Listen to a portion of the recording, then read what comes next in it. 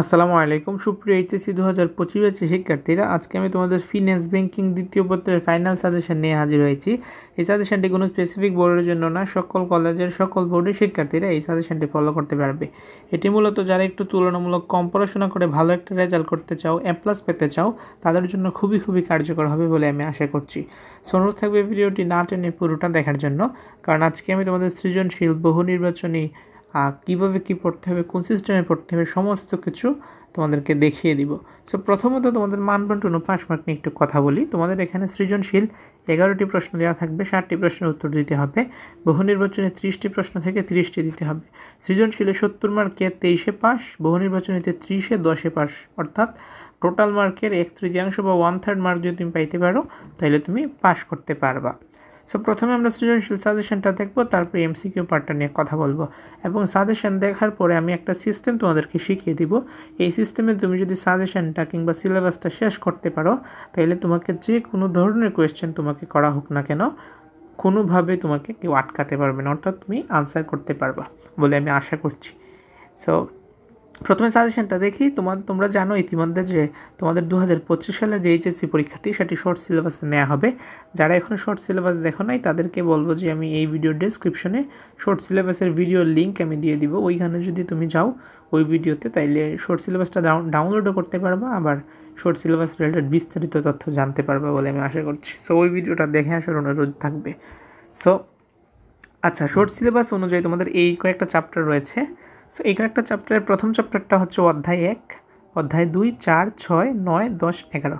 So তোমরা যদি একটু লক্ষ্য করে দেখতে পারবো কিছু চ্যাপ্টারের পাশে আমরা 3 স্টার দিয়েছি, আবার কিছু চ্যাপ্টারের পাশে 2 স্টার, আবার কিছু চ্যাপ্টারের পাশে কোনো স্টারই আমরা দেই নাই। সো 3 স্টার এবং 2 স্টারওয়ালা চ্যাপ্টারগুলো যদি আমরা পড়তে পারি ভালোভাবে, আর যে সিস্টেমটা দেখাই দিব ওই সিস্টেমে, তাইলে আমাদের সৃজনশীল 70-এ 70 কমন, আমাদের আর কোনো চিন্তাই করতে হবে না। 3 এবং 2 স্টারওয়ালা চ্যাপ্টার পড়তে পারলে আমাদের 70 মার্ক কমন। তারপর যদি তোমরা চাও ওইগুলো পড়তে পারবে, কোনো সমস্যা নেই। তবে প্রথমে টার্গেট থাকবে আমাদের 3 স্টারওয়ালা, তারপর সেকেন্ড প্রায়োরিটিতে হচ্ছে 2 স্টারওয়ালা চ্যাপ্টার। সো 3 স্টারওয়ালা চ্যাপ্টারের প্রথম চ্যাপ্টারটা হচ্ছে কেন্দ্রীয় ব্যাংক। এটা খুবই গুরুত্বপূর্ণ একটি চ্যাপ্টার, তোমরা জানো। এখান থেকে সাধারণত 2টা সৃজনশীল করে থাকে, অনেক বোর্ডে 3টাও দিয়ে দেয় মাঝে মাঝে, বাট একটা কিংবা 2টা কোয়েশ্চেন, একটা তো পাবা এটা মাস্ট, 2টা কোয়েশ্চেন সাধারণত দিয়ে থাকে এই কেন্দ্রীয় ব্যাংক থেকে। সো এটা খুব গুরুত্বপূর্ণ একটি চ্যাপ্টার। অধ্যায় 4, ব্যাংক হিসাব, খুব গুরুত্বপূর্ণ একটি চ্যাপ্টার। এখান থেকে তুমি একটা বা 2টা কোয়েশ্চেন পেতে পারো। এটা আমরা 2 স্টার ক্যাটাগরিতে রেখেছি এটা। সো এটাও তোমাদেরকে পড়তে হবে। তারপর হচ্ছে ষষ্ঠ অধ্যায়, চেক, বিল অফ এক্সচেঞ্জ ও প্রমিসরি নোট। সো এটা 3 স্টারওয়ালা চ্যাপ্টার। এখান থেকে 2 থেকে 3টা সৃজনশীল তোমাদের আসবে। সো 2 থেকে 3টে এক্স্যাক্টলি বলা যাচ্ছে না কেন, কারণ এটা তো সকল বোর্ডের সাজেশন। কোনো বোর্ডে দেখতে পারো যে তোমাদের 2টা দিতে পারে, কোনো বোর্ডে আবার 3টাও দিতে পারে, আবার কোনো বোর্ডে একটা দিতে পারে। তবে দিবে এটা শিওর থাকো তোমরা, 2টাই নর্মালি দিয়ে থাকে, আমি আশা মানে 2টাই নর্মালি দিবে আর কি। সো অধ্যায় 9, তারপর হচ্ছে ইলেকট্রনিক ও আধুনিক ব্যাংকিং। এটা হচ্ছে 2 স্টারওয়ালা চ্যাপ্টার। এখান থেকে আর 2টা কিংবা একটা সৃজনশীল তুমি পাবা, এটা মাস্ট। তারপর হচ্ছে অধ্যায় 10, বীমা সম্পর্কে মৌলিক ধারণা। এটা খুব গুরুত্বপূর্ণ একটি চ্যাপ্টার। এটা হচ্ছে 3 স্টারওয়ালা চ্যাপ্টার, আমরা রেখেছি 3 স্টার ক্যাটাগরিতে। সো এখানে বীমা সম্পর্কে মৌলিক ধারণা নিয়ে একটু মোটামুটি বিস্তারিত আলোচনা করা হয়েছে। সো এখান থেকে তোমরা পড়ে যাবো। তারপর আমরা যে 2টা চ্যাপ্টার নিয়ে সেটা হচ্ছে প্রথম অধ্যায় এবং একদম শেষের অধ্যায়টা 11তম অধ্যায়, জীবন বীমা ব্যাংক ব্যবস্থার প্রথম দিন। এখান থেকে একটা সৃজনশীল দিতে পারে, আবার 11টা চ্যাপ্টার থেকে তুমি যদি দেয় একটা দিবে বেশি যদি দেয়। সো এটা হচ্ছে মূলত সাজেশনটা। অনেকে বলতে পারো যে ভাই আপনি তো সৃজনশীল সাজেশন দেখাই দিলেন, 2টা চ্যাপ্টার নিলেন না, কিংবা 3 এবং 2 স্টার বললেন। কারণ এখানে অপরচুনিটি রয়েছে, এই জন্য 4টি সৃজনশীল দেওয়া লাগবে না। কিন্তু বহু নির্বাচনের ক্ষেত্রে আপনি কি বলবেন, কারণ বহু নির্বাচনের ক্ষেত্রে তো আমাদের কোনো অপরচুনিটি নাই। তো তোমাদেরকে বলবো শুরুতে, আমি যে স্টারওয়ালা চ্যাপ্টারগুলো নিয়েছি এখান থেকে তোমরা বেশিরভাগ এমসিকিউ বা বহু নির্বাচনী পেয়ে যাবা। ধরো আমি বলতে পারি যে 22টা প্লাস, ওভারঅল যদি সব বোর্ড চিন্তা করি 22টা প্লাস এমসিকিউ কিন্তু তোমার জাস্ট 3 এবং 2 স্টারওয়ালা চ্যাপ্টারগুলো পড়লি কমন পড়ে যাবে। এদিকে 22 প্লাস, এদিকে 70। সো মোটামুটি কিন্তু আমাদের 92 প্লাস কিংবা 90% প্লাস মার্ক কিন্তু আমরা পেয়ে যাব যদি আমরা প্রপার ওয়েতে পড়তে পারি। সো প্রপার ওয়েটা হচ্ছে এটা, যে সিস্টেমে পড়তে হবে। তোমরা দেখতে পারতেছো যে এটা একটু ছোটো হয়ে গেছে টাইপিংয়ে, আবার অন্যগুলো বড়। যাই হোক, এই সিস্টেমে যদি তুমি পড়তে পারো, যে কোনো ধরনের কোয়েশ্চেন হোক তোমাকে কেউ আটকাতে পারবে না, সেটা হোক এমসিকিউ হোক সিকিউ। এমসিকিউর ক্ষেত্রে বেশি কাজে দিবে, আবার সিকিউর ক্ষেত্রেও কাজে দিবে। সো প্রথমত তোমাকে আমি বলবো যে মেন বইটা রিডিং পড়বো অন্তত A to Z।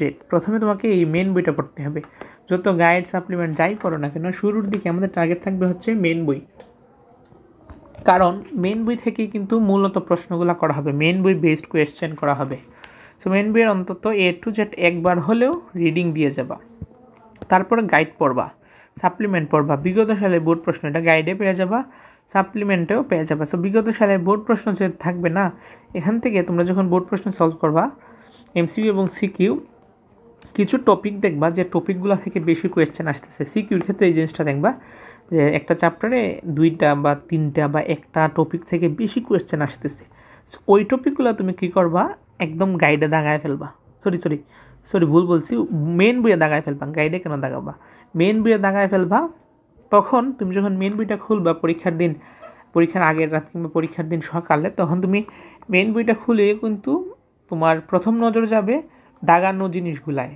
সো দাগানো জিনিসগুলো যখন তুমি পড়বা, তোমার একই সাথে বইও পড়া হয়ে যাচ্ছে, আবার বোর্ড প্রশ্ন সলভও করা হয়ে যাচ্ছে। এখন কীভাবে দাগাবা, VVI ভেরি ভেরি ইম্পর্টেন্ট দিয়ে দাগাতে পারো, আবার আমার মতো এইভাবে স্টার দিয়েও তোমাদের দাগাতে পারো, বিভিন্ন কালি দিয়ে, লাল, হলুদ, সবুজ, যে কালি ব্যবহার করো না কেন।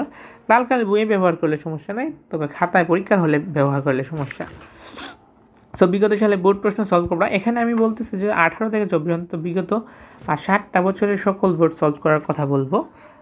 তাও যদি মনে করো যে না ভাইয়া বেশি কষ্ট হয়ে যাবে আমাদের, অন্তত বলবো যে বিগত 5টা বছরের সকল বোর্ড তুমি সলভ করবা। তুমি যদি ঢাকা বোর্ডের হয়ে থাকো, আর শুধু ঢাকা বোর্ড না, সব বোর্ড সলভ করবা, সিলেট, কুমিল্লা, তারপর ময়মনসিংহ, রাজশাহী, সমস্ত বোর্ড তোমাকে সলভ করতে হবে। স্পেশালি যদি আরও স্পেশালি বলি 23-24 এই বিগত 2 সালের বোর্ড তোমাকে সলভ করতেই হবে।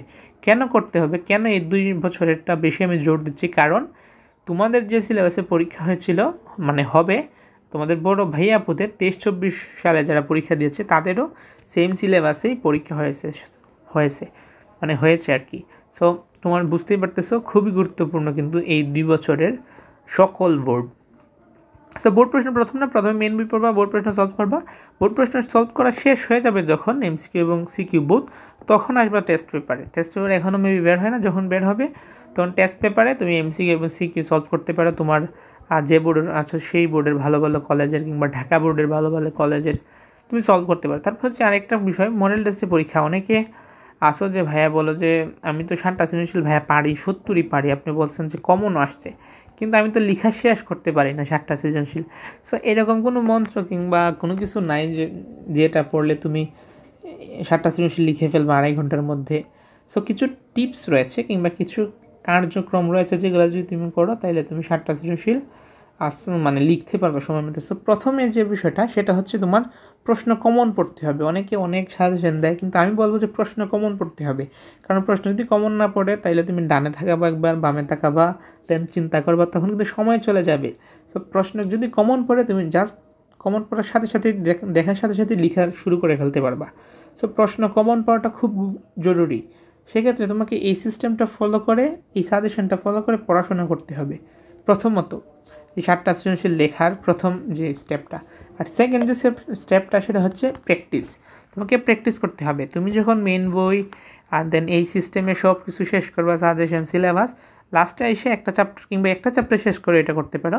গাইডের পিছনে দেখবে মডেল টেস্ট রয়েছে, সেই মডেল টেস্টে তুমি যদি 1 থেকে 2 বার পরীক্ষা দাও বা প্রত্যেকটা চ্যাপ্টারে 1 বার করে পরীক্ষা দিয়ে যাও 3 ঘন্টা বসে কিংবা এইভাবে, তাইলে আমি মনে করি 1-2 বার কিংবা 3 বারের সময় তোমার লেখা দেখবে অনেকটা স্পিড হয়ে গেছে, কিংবা এই সমস্যাটা আর এক পর্যায়ে থাকছে না। সো যে সিস্টেম দেখা দিলাম, এই সিস্টেমের সাজেশনটা প্রথমে শেষ করো, তারপর পারলে পুরো সিলেবাসটাই শেষ করে ফেলো। তো আজকের মতো এই পর্যন্ত, দেখা হচ্ছে অন্য একটি ভিডিওতে। সে পর্যন্ত সবাই ভালো থাকবা, সুস্থ থাকবা। আর বলবো এই সাজেশন ভিডিওটি তোমার ফ্রেন্ডসদের কাছে বেশি বেশি শেয়ার করে দাও। এই চ্যানেল যদি নতুন হয়ে থাকো বলবো চ্যানেলটি সাবস্ক্রাইব করে রাখবা, সাথে সাথে পাশে থাকা নোটিফিকেশন বেল আইকনে প্রেস করে রাখবা পরবর্তী সমস্ত সাজেশনের video, update, education related information সব কিছু পাওয়ার জন্য। আল্লাহ হাফেজ।